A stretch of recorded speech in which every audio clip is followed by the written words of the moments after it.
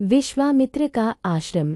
चलते चलते way one के अंधकार से निकलकर ऐसे स्थान पर पहुँचे जो भगवान भास्कर के दिव्य प्रकाश से आलोकित हो रहा था, और सामने नाना प्रकार के सुंदर वृक्ष, मनोरम उपत्यका एवं मनोमुग्धकारी दृश्य दिखाई दे रहे थे। रामचंद्र ने विश्वामित्र से पूछा, हे मुनिराज, सामने पर्वत की सुंदर उपत्यकाओं में हरे हरे वृक्षों की जो लुभावनी पंक्तियां दृष्टिगत हो रही हैं, उनके पीछे ऐसा प्रतीत होता है कि जैसे कोई आश्रम है। क्या वास्तव में ऐसा है या यह मेरी कल्पना मात्र है? वहाँ सुंदर सुंदर मधुरभाषी पक्षियों के झुंड भी दिखाई दे रहे हैं, जिससे प्रतीत होता है कि मेरी कल्पना निराधार नहीं है। विश्वामित्र जी ने कहा, हे वत्स, यह वास्तव में आश्रम ही है और इसका नाम सिद्धाश्रम है। यह सुनकर लक्ष्मण ने पूछा, गुरुदेव, इसका नाम सिद्धाश्रम क्यों पड़ा? विश्वामित्र जी ने कहा, इस संबंध में भी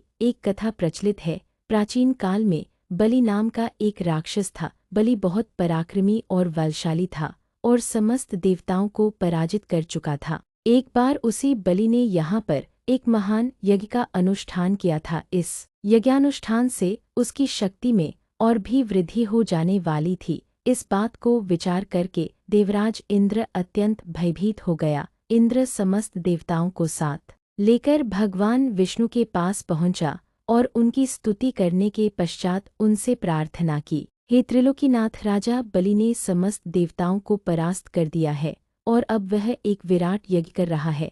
वह महादानी और उदार हृदय राक्षस है। उसके द्वार से कोई भी याचक खाली हाथ नहीं लौटता। उसकी तपस्या, तेजस्विता और यज्ञादि शुभ कर्मों से देवलोक सहित संपूर्ण ब्रह्मांड कांप उठा है। यदि उसका यह यज्ञ पूर्ण हो जाएगा तो वह इंद्रासन को प्राप्त कर लेगा। इंद्रासन पर किसी राक्षस का अधिकार होना सुरों की परंपरा के विरुद्ध है। अतएव हे लक्ष्मीपति, आपसे प्रार्थना है कि आप कुछ ऐसा उपाय करें कि उसका यज्ञ पूर्ण न हो पाए। उनकी इस प्रार्थना पर भगवान विष्णु ने कहा, आप सभी देवता निर्भय और निश्चिंत होकर अपने अपने धाम में वापस चले जाए। आप लोगों का मनोरथ पूर्ण करने के लिए मैं शीघ्र ही उपाय करूँगा। देवताओं के चले जाने के बाद भगवान विष्णु वामन बौने का रूप धारण करके वहां पहुंचे जहां पर बलि यज्ञ कर रहा था। इस बौने किंतु परम तेजस्वी ब्राह्मण से राजा बलि अत्यधिक प्रभावित हुए और बोले, विप्रवर, आपका स्वागत है, आज्ञा कीजिए, मैं आपकी क्या सेवा कर सकता हूँ? बलि के इस तरह कहने पर वामन रूपधारी भगवान विष्णु ने कहा, राजन, मुझे बैठकर भगवान का भजन करने के लिए सिर्फ 2.5 चरण भूमि की आवश्यकता है। इस पर राजा बलि ने प्रसन्नता पूर्वक वामन को 2.5 चरण भूमि नापने की अनुमति दे दी। अनुमति मिलते ही भगवान विष्णु ने विराट रूप धारण किया और एक चरण में संपूर्ण आकाश को और दूसरे चरण में पृथ्वी सहित पूरे पाताल को नाप लिया और पूछा, राजन, आपका समस्त राज्य तो मेरे 2 चरण में ही आ गए, अब शेष आधा चरण से मैं क्या नापूं? बलि के द्वार से कभी भी कोई याचक खाली हाथ नहीं गया था।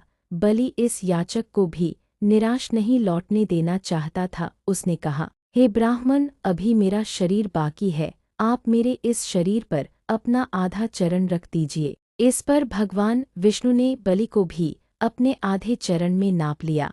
इस पर भगवान विष्णु ने बलि को भी अपने आधे चरण में नाप लिया। बलि का यह दान इतना महान था कि बलिदान के नाम से विख्यात हो गया। भगवान विष्णु ने बलि की दानशीलता से प्रसन्न होकर उसे वरदान दिया कि यह स्थान सदा पवित्र माना जाएगा, सिद्धाश्रम कहलाएगा और यहाँ तपस्या करने वाले को शीघ्र ही समस्त सिद्धियाँ प्राप्त होंगी। उसी समय से यह स्थान सिद्धाश्रम के नाम से विख्यात है और बहुत से ऋषि मुनि यहाँ तपस्या करके मुक्ति लाभ करते हैं।